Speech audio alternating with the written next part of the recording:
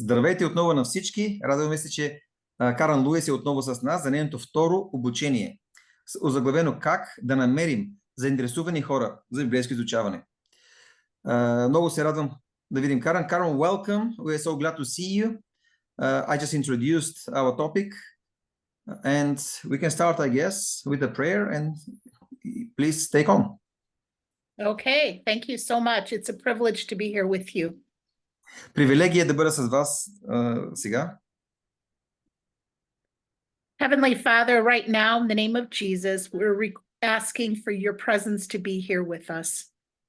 Небесни Татко, в името на Исус Христос те умоляваме да изпратиш своето небесно присъствие да бъде тук с нас сега.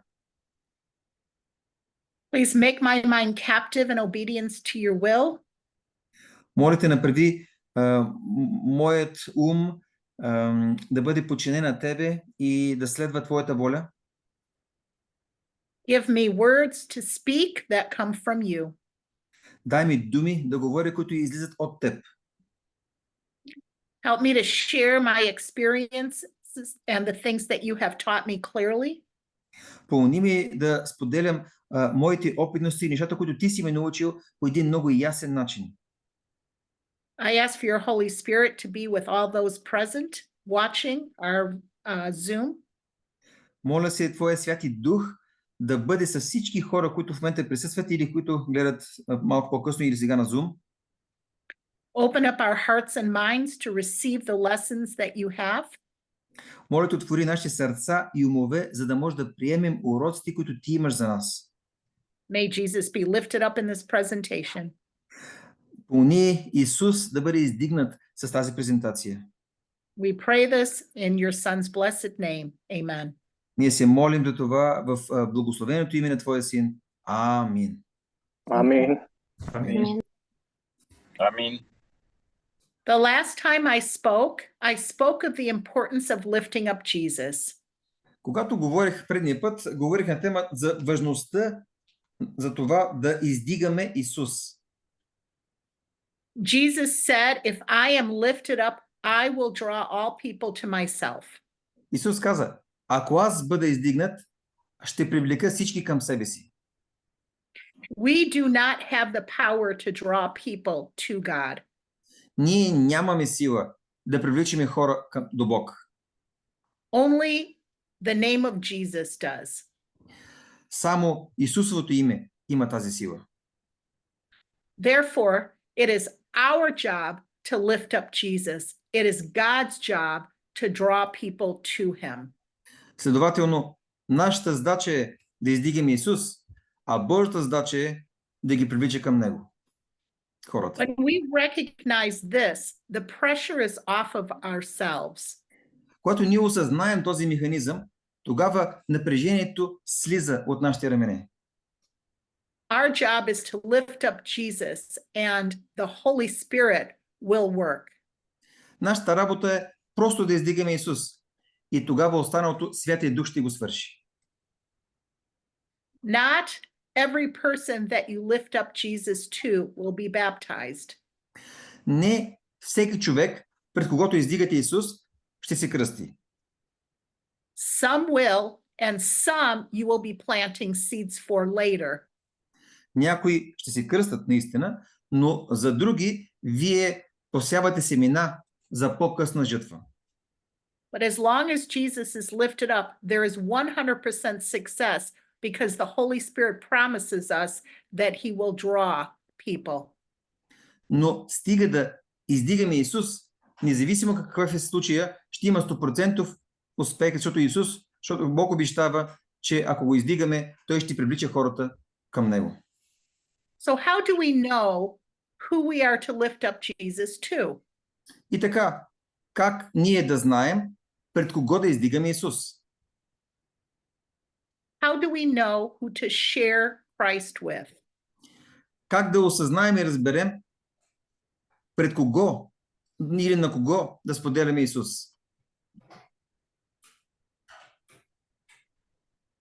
Jesus said, "Follow me and I will make you fishers of men."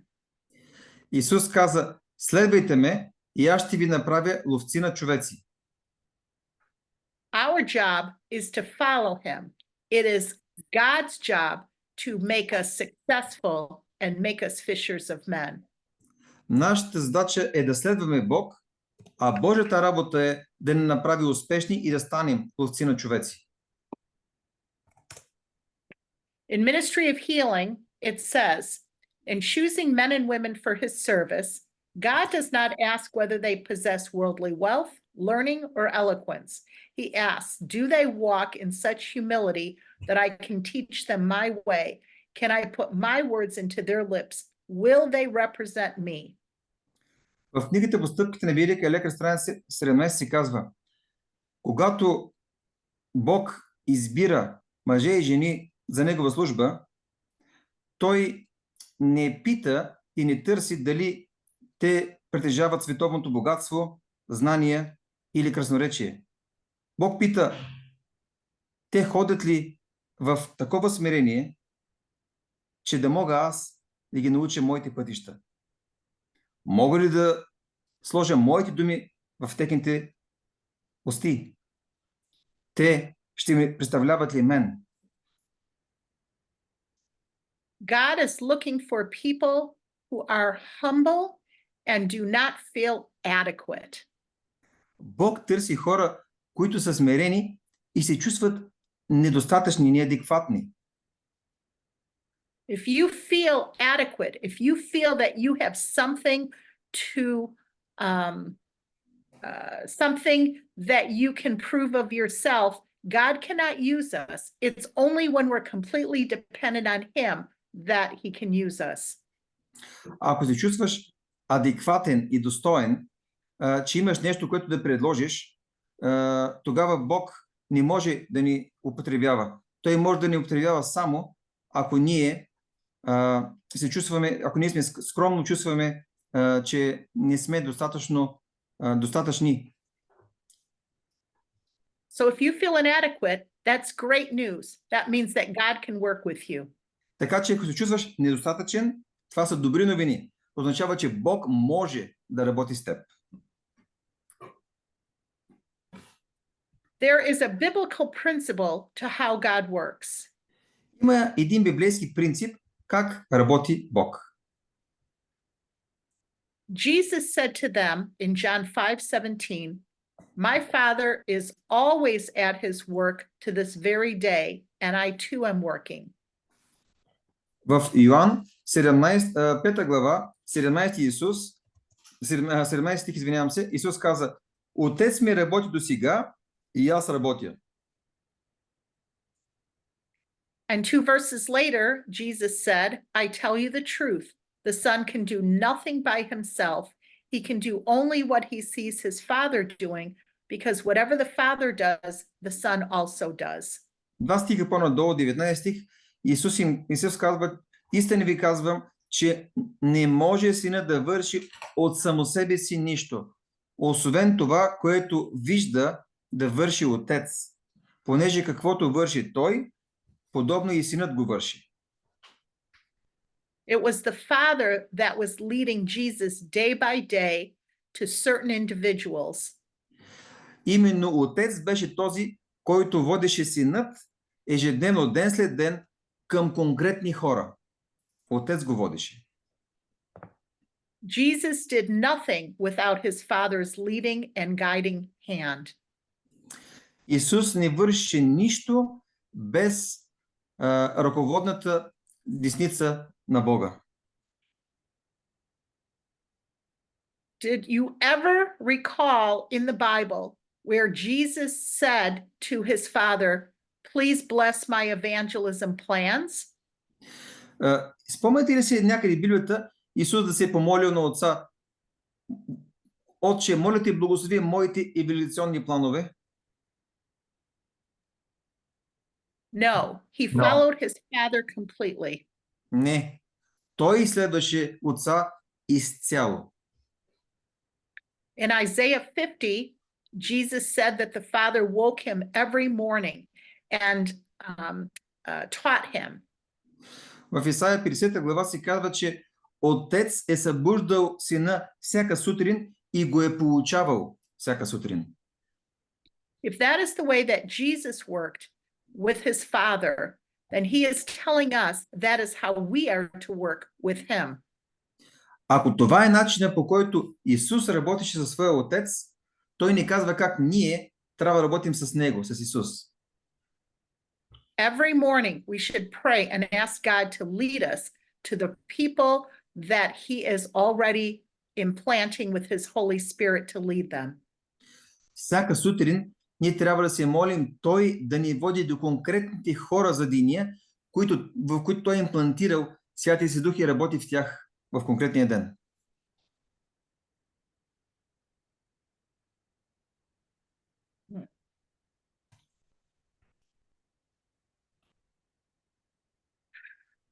Here is an example from the book Experiencing God, which has been very instrumental in understanding this principle.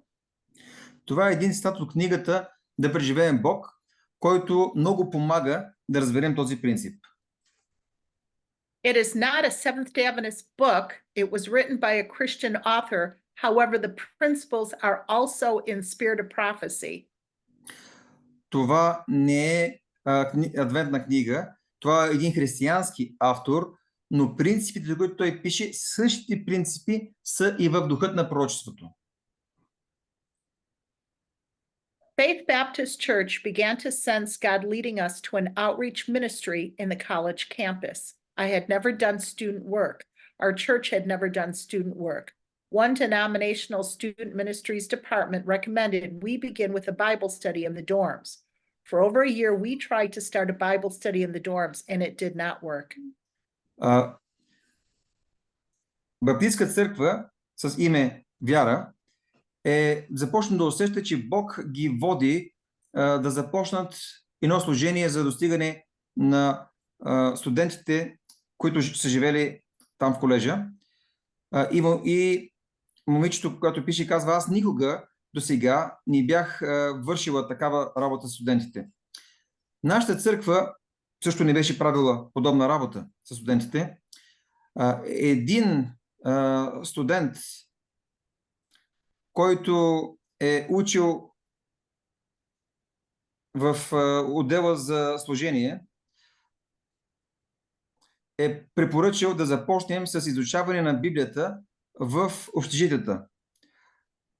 Повече от една година ние се опитвахме да започнем библейски курс в общежитията и това не работеше. One Sunday, I pulled our students together and said, this week I want you to go to the campus and watch to see where God is working and join him. They asked me to explain. God had impressed on my heart these two scriptures.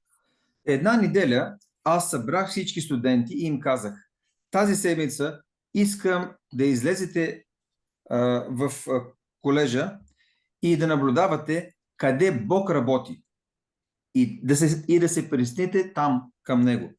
Тогава те ме помолиха да обясня по-подробно. Бог беше ме впечатлил и беше ми дал два библейски текста в моето сърце. Romans 3:10 and 11. There is no one righteous, not even one. There is no one who understands, no one who seeks God. And then Romans 6:44. No one can come to me, that is Jesus, unless the Father who sent me draws him. Първи Римляни 3:10-11 казва се: както е писано, няма праведен ни един, няма никой разумен, кой да търси Бога. И другия стих е в Йоан 6:44 и там се казва: никой не може да дойде при мене, ако не го привлече Отец, който ме е пратил. I went on to explain, according to these passages, no one is going to seek God on his own initiative. No one will ask after spiritual matters unless God is at work in his life. When you see someone seeking God or asking about spiritual matters, you are seeing God at work. Аз продължих и обясних на студентите. Според тези два пасажа, никой няма да потърси Бог на собствена инициатива. Никой не търси духовните неща, освен ако Бог вече не работи в неговия живот. Ако видите някой, който търси Бог или пита за духовни въпроси, тогава вие виждате Бог, че работи. I told our students, if someone starts asking you spiritual questions, whatever else you have planned, don't do it. Cancel what you are doing. Go with that individual and look to see what God is doing there. That week, our students went out to see where God was at work and joined him. Аз казах на нашите студенти, ако някой започне да ви пита духовни въпроси, каквото и да сте планирали да правите, не го правете. Сменете всички ваши ангажименти и това, което правите. Идете, тръгнете с този индивид и гледайте и потърсете да видите какво прави Бог там.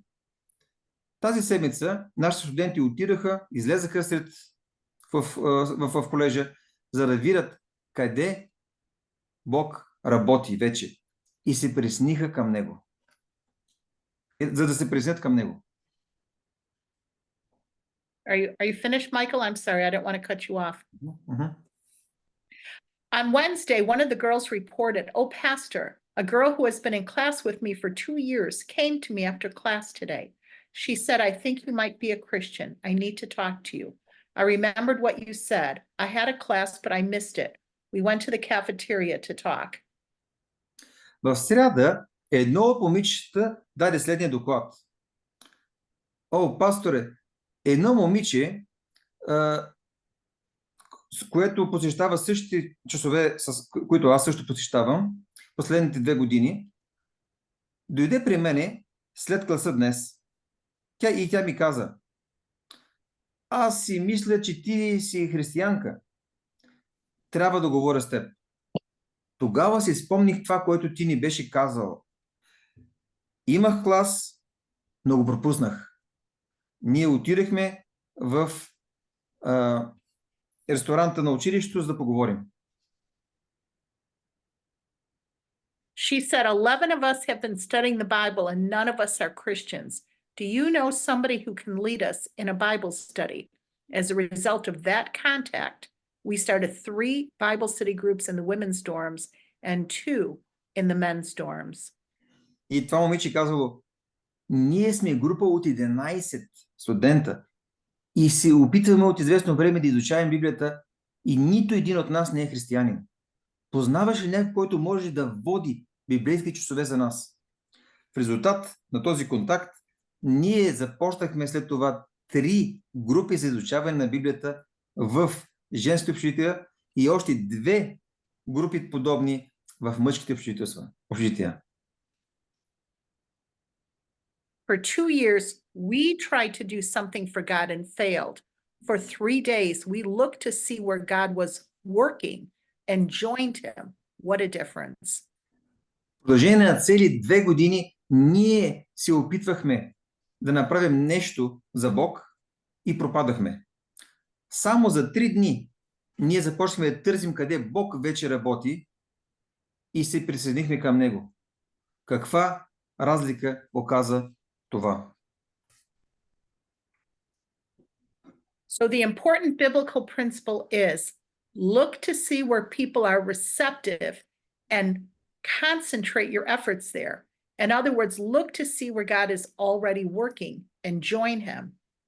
И така, важният библейски принцип е наблюдавайте, за да видите къде хората са податливи и си концентрирайте вашите усилия там. С други думи, гледайте къде Бог вече работи и се присъединяйте към Него.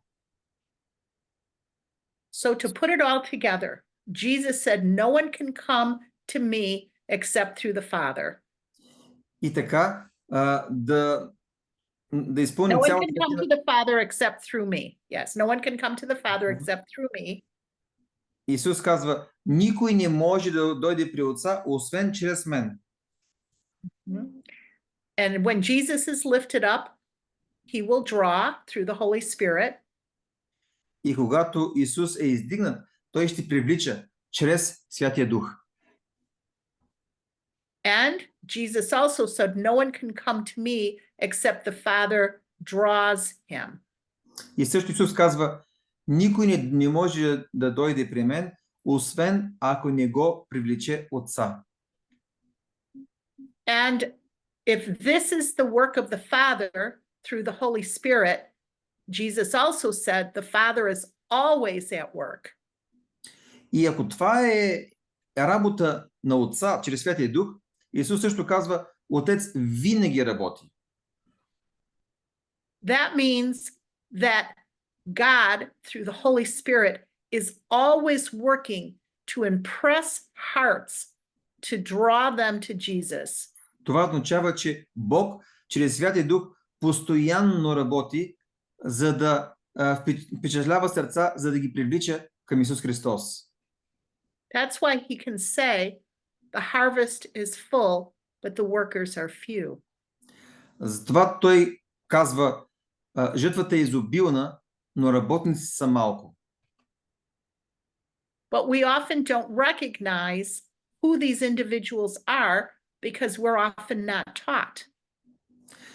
Но ние често не успяваме да видим и преценим кои са тези индивиди, върху които Бог работи, защото често не сме обучени как да правим това. So in this class, I want to show you the signs of how you can know. И така, в тази презентация искам да ви покажа знаците, по които вие може да разпознавате това. Here is this principle in spirit of prophecy. Ето един принцип от духът на пророчеството.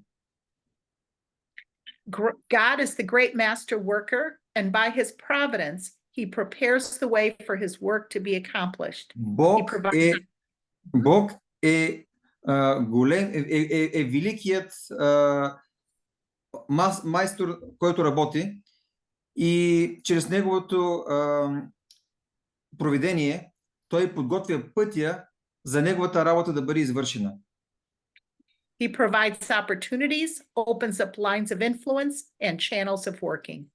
Той представя възможности, отваря врати за влияние и канали, в които ние можем да работим.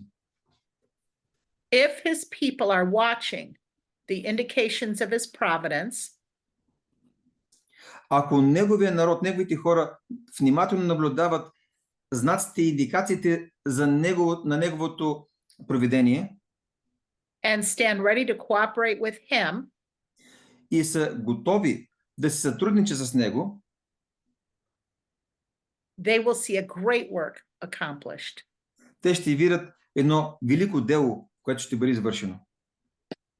God always leads, we are to follow. Бог винаги води, ние трябва да го следваме. Here are the 10 most receptive groups of people. Ето 10 най-податливи групи хора. Second-time visitors to your church. Първа група. Хората, които за втори път посещават вашата църква. Some of these individuals who attend church or visit your church have been prayed for many, many years by others. Хората, които посещават вашата църква, те не идва случайно, за тях са се молили много дълги години други хора. Някой се е молил за тях дълги години. And I don't know how it is in your country, but often in the United States, these people are largely ignored. Не знам как е в вашата държава, но в Съединените щати често църквата игнорира, не обръща достатъчно внимание на тези хора, новите посетители. People will often come to church and want to talk with their friends. Често ние ходим на църква и искаме да си говорим с нашите приятели. They don't realize that the Holy Spirit is bringing people to their church and is wanting us to cooperate with him. И хората не осъзнават, че именно Святия Дух е довел тези хора в църквата и иска в момента сега ние да сътрудничим, да кооперираме със Святия Дух в тези минути. I can tell you story after story of how many people are ignored and say, I will never attend another church again. Мога да ви разказвам история след история за хора, за които не е обърнато достатъчно внимание и след това те казват, аз никога повече няма да дойда на тази църква. Several years ago, I was in Austria doing a seminar on how to give Bible studies. Преди няколко години бях в Австрия и изнасях семинар как да изнасяме библейски часове. The pastor of the church was very discouraged because his son was trying to attend a Seventh-day Adventist church in New York for almost a year, and no one talked to him. Пасторът, местният, е бил доста така разочарован от това, че неговият син е бил вече в Америка от една година и се опитвал да посещава една наша църква, но никой не му бил обърнал внимание през цялото това време. He and his wife had a 2-year-old child, which they brought to Sabbath school, and no one even asked them any personal questions about themselves. Синът му и неговата съпруга имали детенци на 2 годинки и когато посещавали, никой не им задал някакви лични въпроси за тях и да ги пита как са. In fact, they were interested in baptism and even talked with the pastor who said he had back issues and wasn't sure how often he could meet with them. I didn't understand that very well, but who didn't ask and who didn't? Sorry, I'm not sure if I understood. I'm really apologize. Well, he attended church and no one even checked to see if he was an Adventist or not or had been baptized. И никой дори не проверил, когато посещава църквата, никой дори не го питал дали той е адвентист, дали изобщо е кръстен, никой не си проявил интерес към него. By God's providence, my husband and I were going to be in New York in 2 weeks later for his father's funeral. Чрез Божието провидение, аз и съпругът ми щяхме да бъдем в Ню Йорк 2 седмици по-късно за погребението на баща му. I asked the pastor for his son's phone number and contacted him. Аз помолих пастора за телефонния номер на синът му и се свързах с него. I told him that I had met his father and would like to meet him at church. И му казах, че съм се срещнала с баща му и бих желала да се видя сега с него, с синът, когато сме заедно на църква. He agreed, and so I made sure I got there at least a half hour early to talk to the leaders of the church. Синът се съгласи и аз тогава отидах поне половин час преди църквата, за да имам възможност да поговоря с лидерите на църквата. I made sure to talk to the head elder as well as other elders and explain that this family is interested in baptism and needs Bible studies. И успях да поговоря с главния дякон и други дякони и обясних, че това семейство желае да се кръсти и имат нужда от библейски часове. I even showed them the link for the Lifting Up Jesus Bible lessons. Дори им показах линка към библейския курс Да издигаме Исус, който тя написала. I made sure that I connected him with the elders of the church and that they made an appointment with him for a Bible study. И така направих, че да има връзка между него и старейшините в църквата и за да може те да направят една среща, в която да започне изучаване на Библията. 6 months later, I received an email from the pastor in Austria. 6 месеца по-късно получих имейл от пастора в Австрия. He was thrilled because his son, his daughter-in-law were going to be baptized. И той е бил на седмото небе много щастлив, защото неговият син и съпругата му щели да се кръстават вече. That church should have been aware that he was a new attending visitor. They should have asked questions that would indicate his interest in being baptized. Тази църква е трябвало да разпознае, че той е скорошен посетител. Тази църква е трябвало да зададе въпроси и да разбере, че той иска да се кръсти, а те не са го направили. That is why the greeter is the front line of evangelism for a church. Затова човекът на вратата на църквата е човека на най-предната линия на евангелиционната работа в църквата. Your greeter needs specific instructions on how to identify who these individuals are. Посрещащите дякони трябва да бъдат обучени и да им се дадат ясни инструкции какво да прави с новите посетители.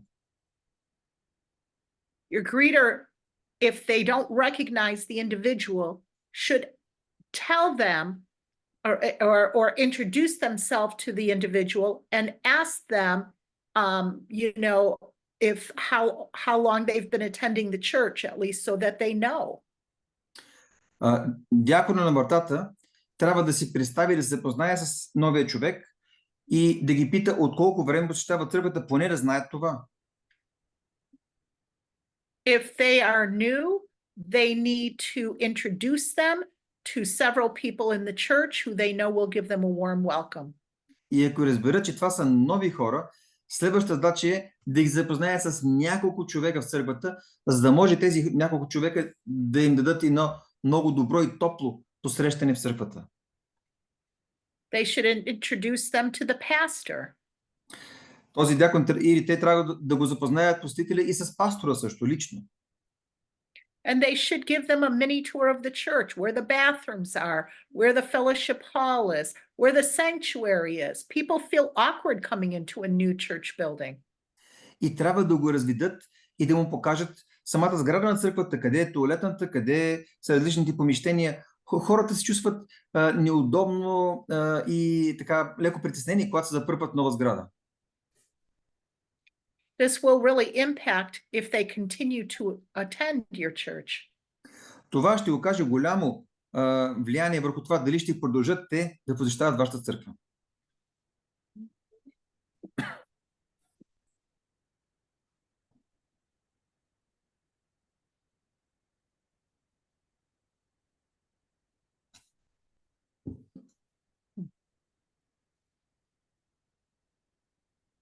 Number 2, close friends and relatives of new converts. Второто от групите, които са най-податливи, е близки приятели и роднини на новоповярвали или новокръстени. It is not uncommon for people to be excited about these Bible studies and invite others to join in. Много често хората, които започнат библейски курсове, са много впечатлени и радостни и канят други свои познати и приятели да се включат в тези курсове. In addition, once they are going to be baptized, you should encourage them to invite their family and friends to attend. А когато новите хора решат да се кръстят, окуражете ги да поканат своите приятели и роднини да посетят кръщението. Our baptisms should be a celebration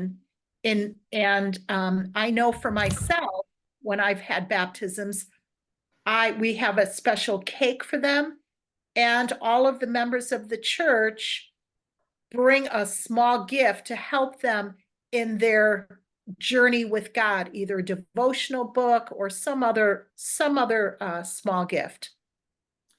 Кръщението трябва да бъде един празник. Например, ние винаги, когато има кръщение, носим голяма торта и всеки член на църквата носи един малък подарък. Може да е книжка духовна, може да е нещо, но всеки носи подарък. Това е едно празненство.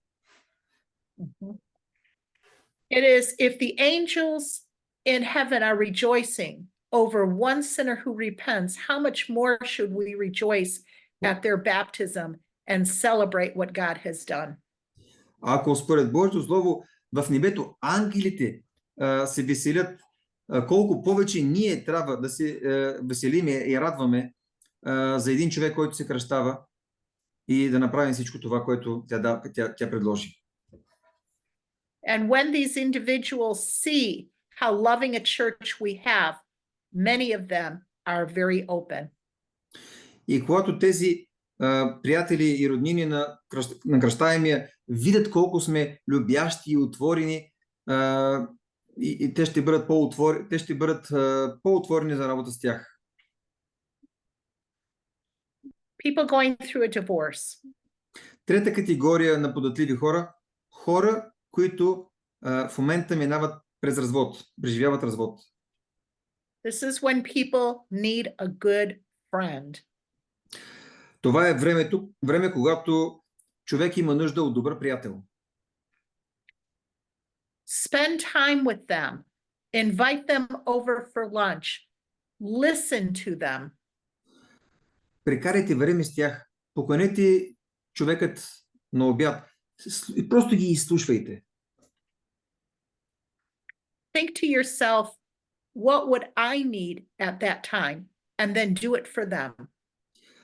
Помислете си, ако аз бях в неговите и нейните обувки, от какво аз щях да имам нужда точно в такъв момент? И направете това за тях. And then you might say something like this. И тогава може да им кажете нещо подобно. I can't imagine the pain that you are going through right now. Дори не мога да си представя болката, през която в момента минаваш. I do know that it is God who gets me through the difficult times in my life. Но едно знам, че Бог е този, който им помага да премина през трудните времена и моменти в моя живот. I have 9 lessons on how to have a deeper walk with Jesus. Имам 9 урока, които обучават как да ходим по-дълбоко с Исус. Many people have enjoyed these lessons, and I think that it will really help you. На много хора са им харесали и помогнали тези уроци и мисля, че те ще ти помогнат и на теб. Would you like to get together to try a couple? Искаш ли да се съберем двете заедно и да опитаме някои от тези уроци? Many people will say yes at this point. Много такива хора, които се развеждат, ще кажат да на подобно предложение. Remember, the key to someone's heart is building that trust relationship with them. That is the key to success. Помнете, че ключа за успеха е да изградите една връзка на доверие с човека. Once you go through the first 9, this is what you say to them. Когато минете с този човек тези 9 теми, ето какво може да му кажете след това. That concludes the 9 lessons I was telling you about. И това е последният от 9 урока, за които ти бях казал. The response is always the same. They're very disappointed because they enjoy the lesson so much. Отговора на отсрещния човек е почти винаги един и същ. Те са така разочаровани от това, че свършат уроци, понеже толкова много са им допаднали. So I say to them, however, this is part of a larger series that teaches how your Jesus would like to be worshipped and what happens according to Jesus when you die. Would you like to continue on? Но тогава им казвам, но всъщност тези 9 урока са част от една по-голяма поредица, в която има много теми, като например как да се покланим на Исус, какво става след като умрем, починем. Би ли желала да продължим да изучаваме тази поредица? 9 out of 10 people will say yes. 9 от 10 човека ще кажат да. In fact, I've only had 7 people out of over 200 who have said no. Всъщност, аз съм имал само 7 човека до сега от 200, които са ми казали не. And it's not because I'm that great of a Bible instructor. It's because Jesus is lifted up. Other people have success. И това не е поради факта, че аз съм някаква добра лекторка на библейски часове. Това изобщо не е така. Просто това е резултата на това, че се издига Исус. 4, those who feel the need for a recovery program. Четвъртата категория хора, които са доста податливи, са тези, които чувстват нуждата от една програма за възстановяване. 5, first-time parents. Пета група – родители, които имат първо дете, ражда им се дете за пръв път. Why do I say first-time parents? Защо казвам родителите, които се ражда дете за пръв път? Many people who are raised Seventh-day Adventists, when they have a new family, they often like to repeat or replicate how it was that they grew up.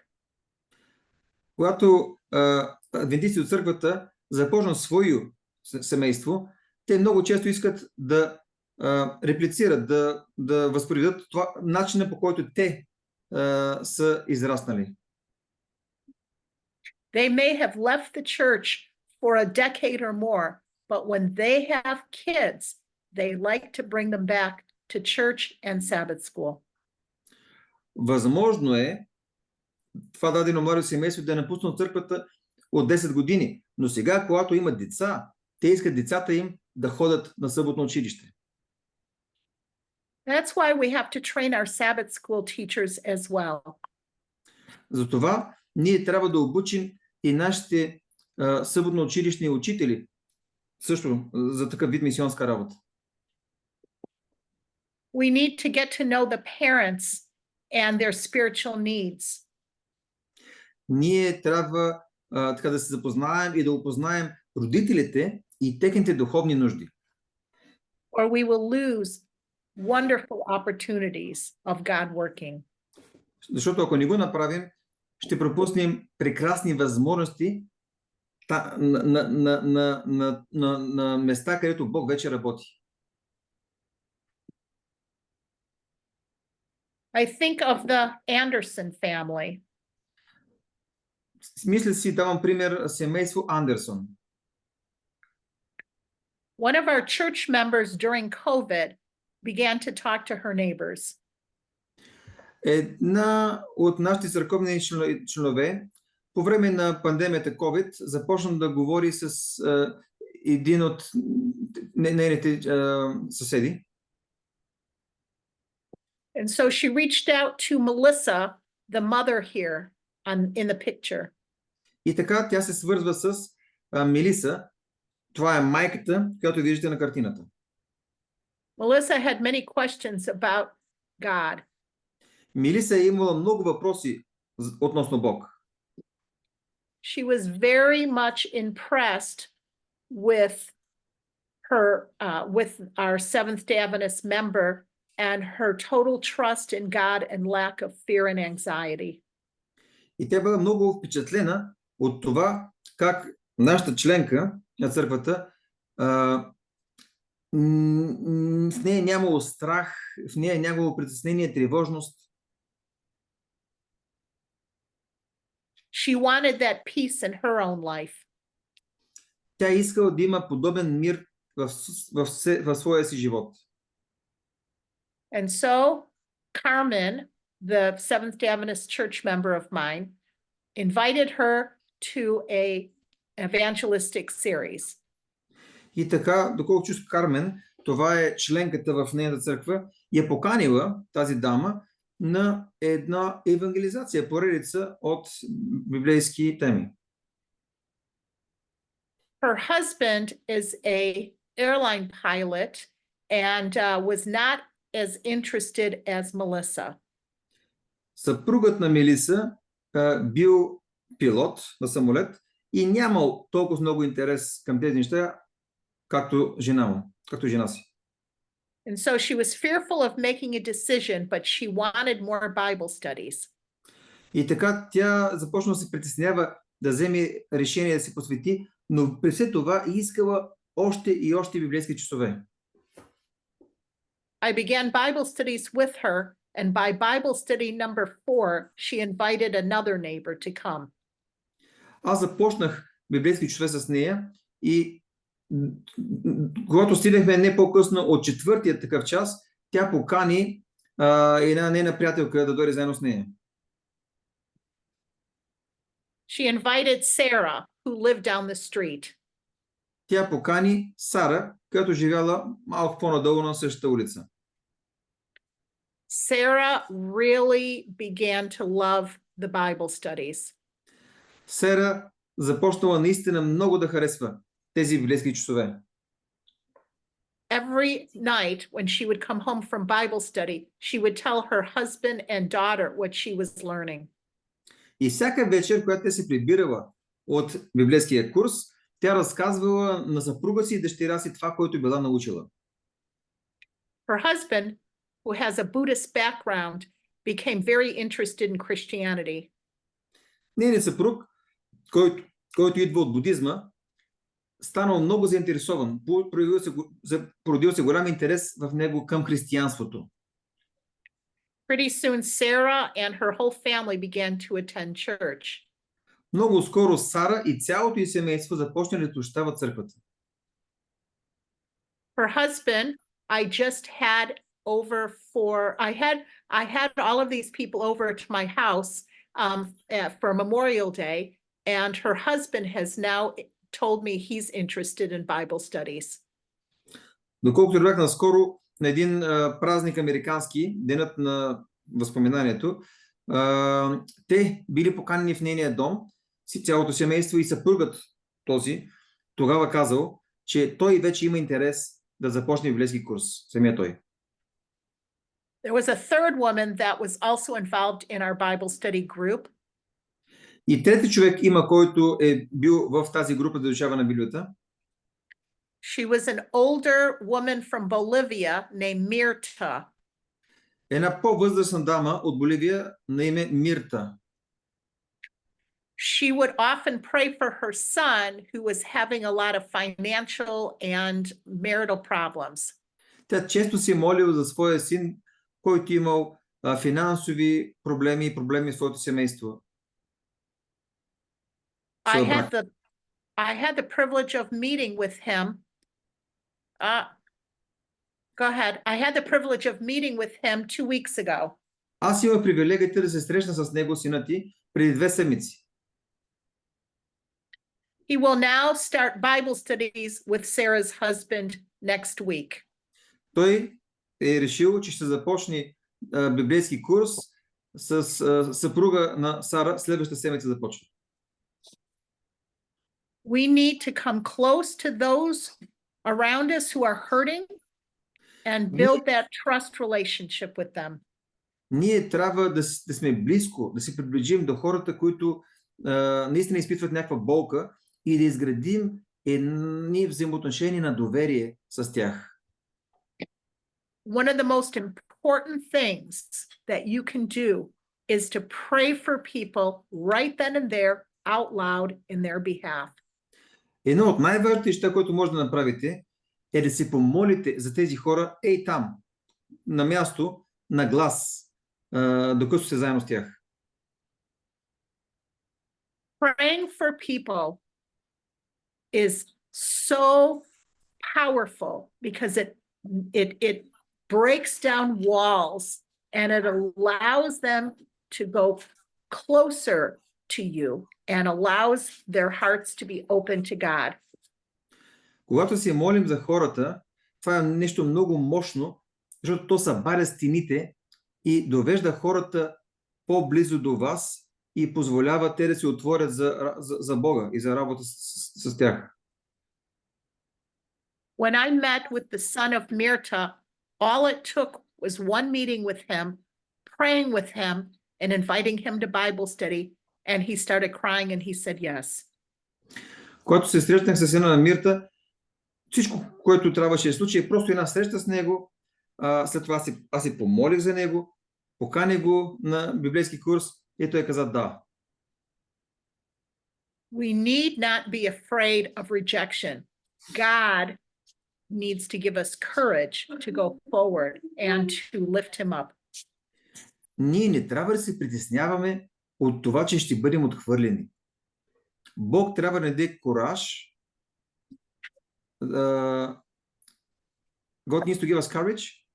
Yes, courage to go forward in faith. Yes, with these Да people. вървим, да даде кораж да вървим напред чрез вяра към тези хора. Number 6, the terminally ill and their families. Шеста категория смъртно болните и техните семейства. These individuals need people who can spend time with them, who can pray for them, and then when the time is right, to ask them for Bible studies.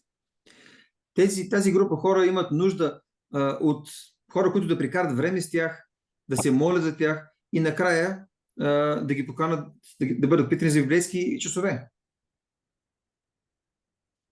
7, couple with major marriage problems.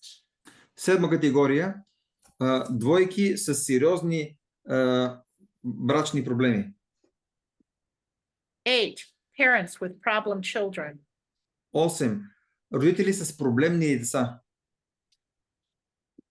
9, recently unemployed or those with major financial problems. Девета група хора, които наскоро са загубили работата си или хора, които имат сериозни финансови проблеми. 10, former Adventists. И номер 10. Бивши адвентисти, които са напуснали църквата.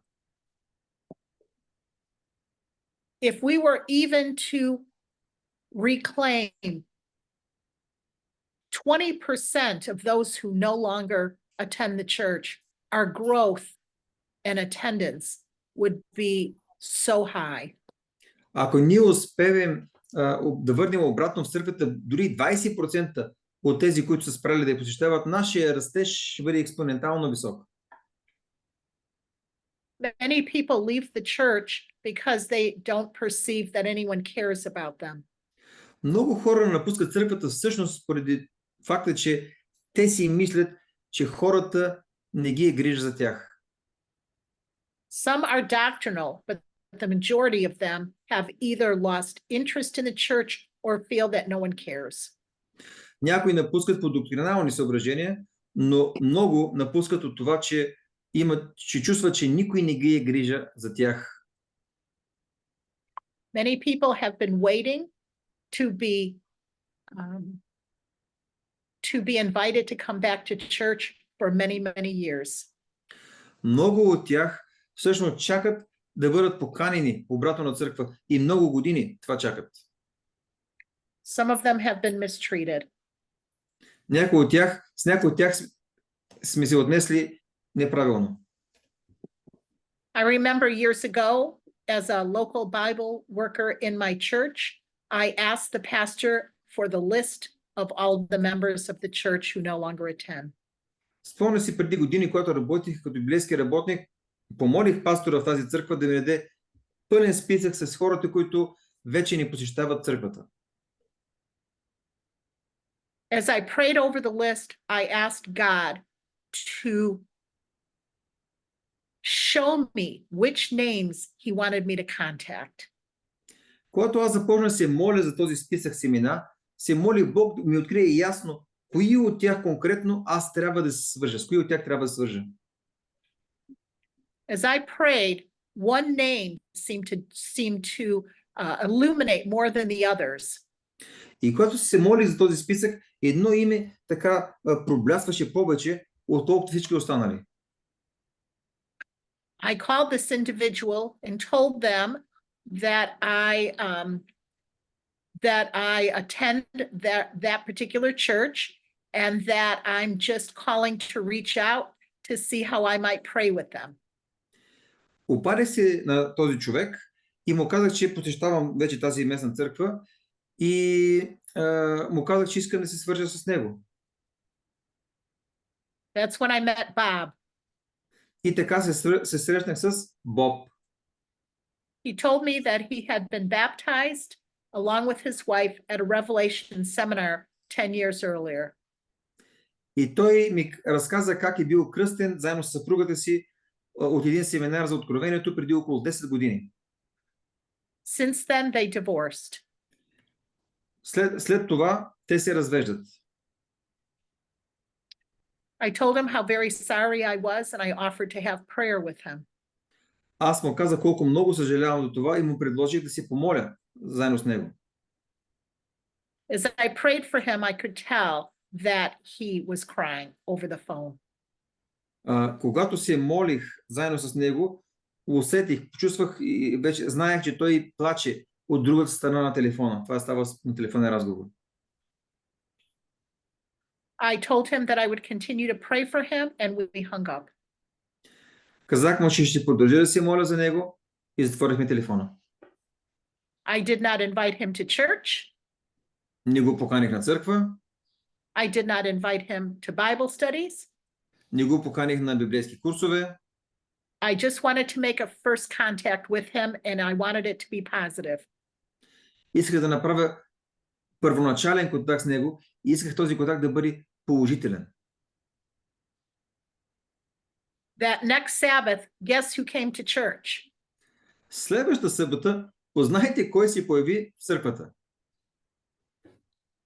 He continued to go to church and was our head deacon for many years until his recent death. И от тогава той наистина продължи да идва на църква и дори стана дякон съвсем доскоро, докато той почина. How many other Bobs are out there just waiting for a phone call or a knock on the door? Колко ли подобни бобовци, подобни хора има, които просто чакат едно телефонно обаждане или някой да почука на тяхната врата? If you've been touched with that story about Bob, that means the Holy Spirit is impressing you to do the same thing, finding out who your former members are. Ако тази история ви докосна, току-що това означава, че Святия Дух ви говори, че вие може би трябва да разберете кои са бившите адвентисти във вашата църква. Here are two major ways to tell who is interested within your own sphere of influence. Има два основни начина, по които може да познаем кои хора са интересувани в вашата сфера на влияние. Do you have people who like to constantly be near you or around you? Имате ли хора, които постоянно искат да бъдат близо до вас? God is putting them right in your path. Това, ако имате такива, означава, че Бог ги поставя точно на вашия път. I recently taught this seminar at camp meeting this last week. Миналата седмица аз проведох един семинар на църковен лагер. I asked the class who had individuals who liked to come and be with them that were not Adventists. Попитах класа да си помислят кой има познат, който обича да отива при теб, обича да бъде при тебе и този познат не е адвентист. In other words, who would like to be friends with you? С други думи питах, помисли кой иска да бъде твой приятел. 2/3 of the class raised their hands. И когато ги зададах този въпрос дали има такъв човек, 2/3 от класа дигнаха своите ръце, че има такъв човек. One of the ladies said that she had a coworker who worked with her. Една от дамите каза, че имала една колежка, с която работили заедно. She was a young woman, young enough to be her daughter. И тя била млада дама, толкова млада, че можеше да бъде нейна дъщеря дори. And even though this member no longer worked there, this young coworker kept in touch with her. И макар че нашата членка вече не работила на това място, тази млада дама продължила нейната връзка и контакт с нашата сестра. This young woman just lost her mother to cancer a couple of months ago. Тази млада дама била загубила майка си, която починала преди няколко месеца от рак. And Jeannie had prayed with her several times. И Джини, нашата сестра, се е молила с нея няколко пъти.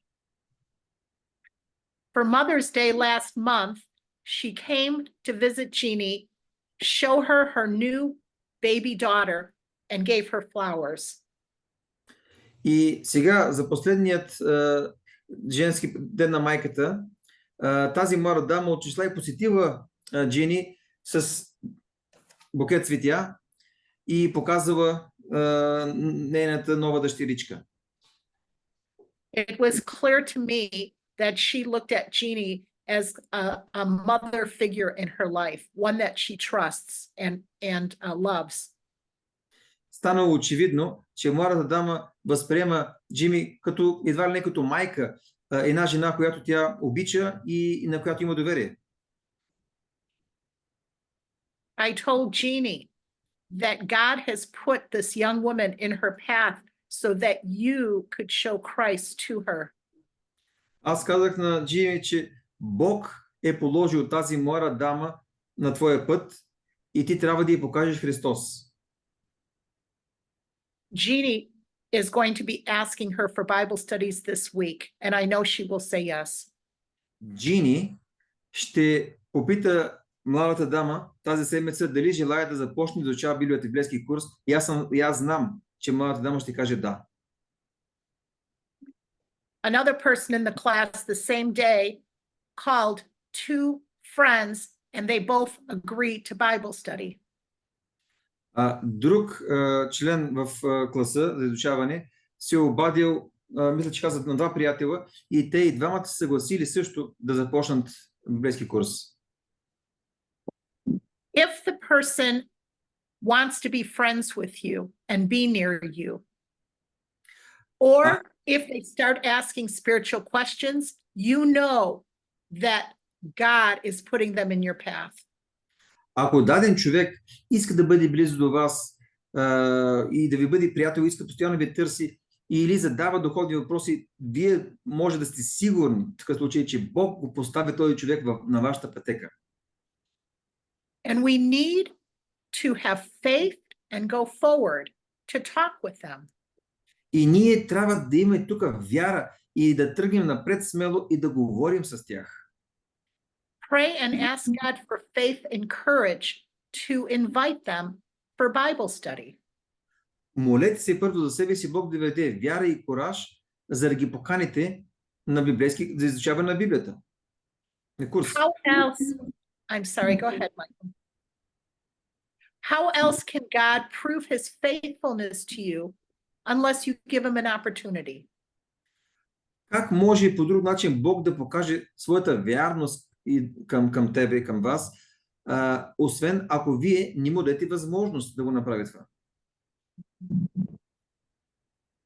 Oh, and here is Mirta's son, who I just met with, I think it was 2 weeks ago, and we're going to start Bible studies along with Sarah's husband. Ето го синът на Мирта, с който се срещнах преди около 2 седмици и който започва сега библейски курс заедно с мъжът на другата жена. God wants to work with you more than you realize. Бог иска да работи с тебе повече, отколкото ти можеш да си представиш. Okay, well, that concludes our talk on how to find interests. I have a third workshop on principles of Bible work, how to prepare and conduct a Bible study, but I think that can go for another time. С това завършваме нашата тема как да намерим хора, които са заинтересовани да изучаваме Библията с тях. Имам следваща тема, която показва принципите на библейска работа, как да подготвим и да изнесем библейски курс. Но мисля, че това трябва да оставим за следващия път. Thank you so much, Karen. Yes.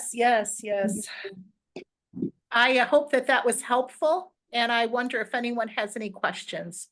Надявам се, че това беше полезно за вас и дали някой от вас има въпроси да зададе.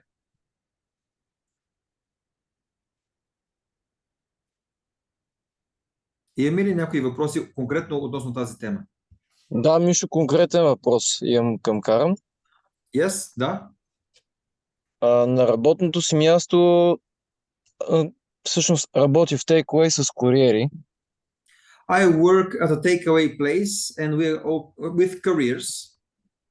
И има 3 или 4, които имат много голям интерес. 3 or 4 have a very high interest. Един от тях ходи на евангелска църква, другия е бил гей, сега вече не е гей. One of them attends evangelical church and another person was, I guess, homosexual. Now he's no longer. И много често разговаряме с тях. Първия има много силен интерес и сме приятели с него, но е твърде дезает. Много пъти съм отправил покани към него за личен курс и за църква. Как да процедирам от тук нататък? We often communicate and we have good contact.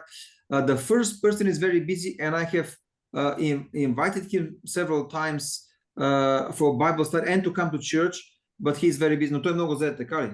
Да, И отказва. но сме приятели. Той иска да сме приятели, както тя каза, същия случай. Търси компанията ми, иска да сме заедно. He wants to be friends. He is seeking his company. He wants to be together with him. Но когато го канеш на библейски курс, какво казва? Той работи 6 от 7 дни и му е много трудно да се срещнем. За тебе или за него? За него е трудно. Но ти го канеш на дадена дата час и той казва не мога, или? Не, да, казва, аз го каня първо всяка събота. И му казвам, ела друг ден. Той казва, работи на 2 места, не мога в момента. За да уточня, ти го канеш на църква да дойде? Не, каня го на библейско изучаване с нашите приятели. Ясно. Приятелска среда. Yeah, so he invites him sometimes, a few times he's invited him for Bible study. Vladi goes to a friendship group where they do Bible study. So he invites this first person to a Bible study, to that group. But he often said, because he works 6 out of 7 days, and he says he's busy, he's working all the time.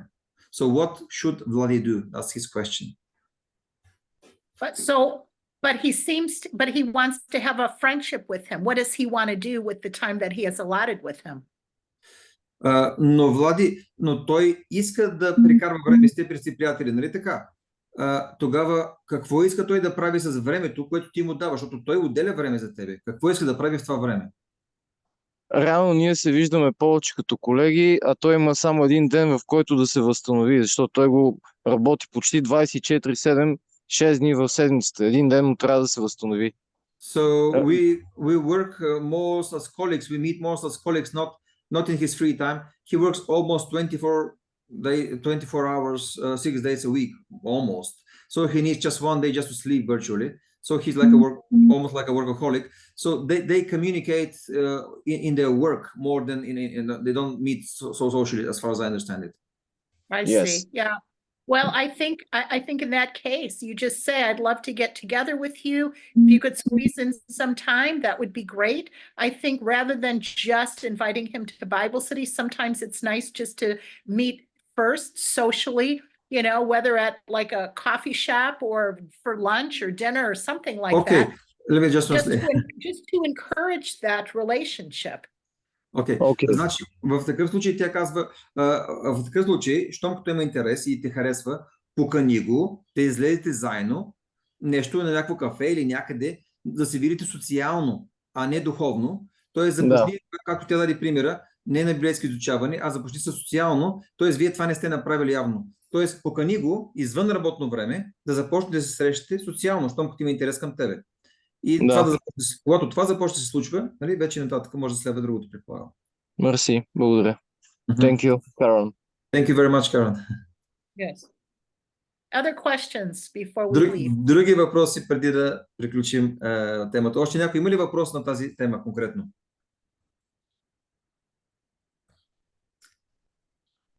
I must have been very clear. Явно съм била много ясна или нищо сме разбрали. Не, беше доста ясна, Карен. Добре, някакви въпроси, някой ако има? Okay, Karen, no more questions. Very good. Very Well- good. You know, you and I can get together and I have one more presentation if you want. And we can do that one at your convenience. So Окей, значи имам още една последна презентация, която може да как да изнасяме вече самите библейски часове, която може да направим на по-късен етап и вече ние ще сондираме мнение и ще направим дата и ще пуснем в нашите комуникационни канали.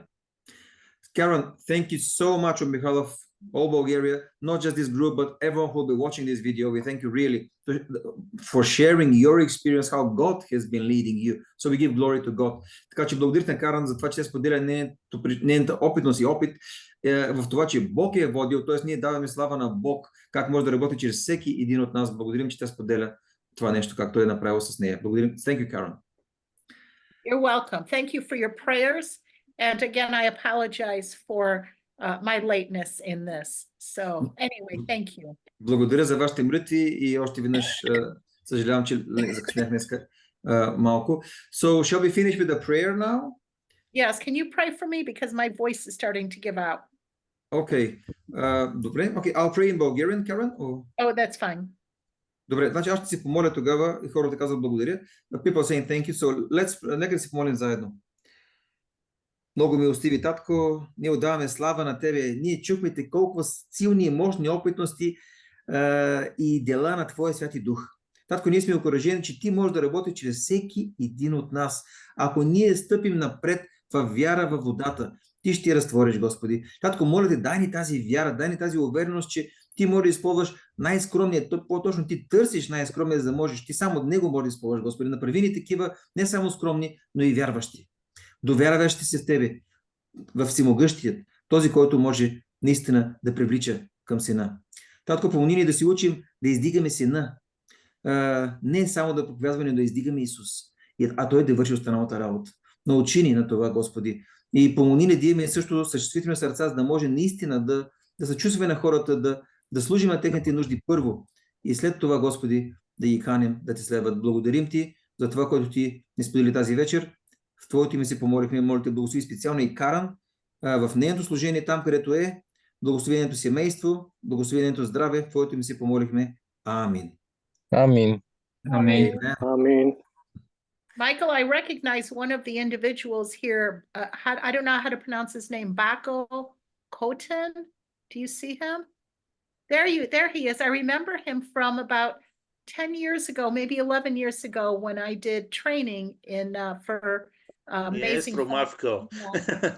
What's that? Yeah.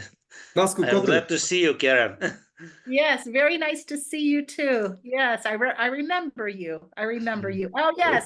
And I remember you too. Absolutely. Yes, Yeah. thank you so much.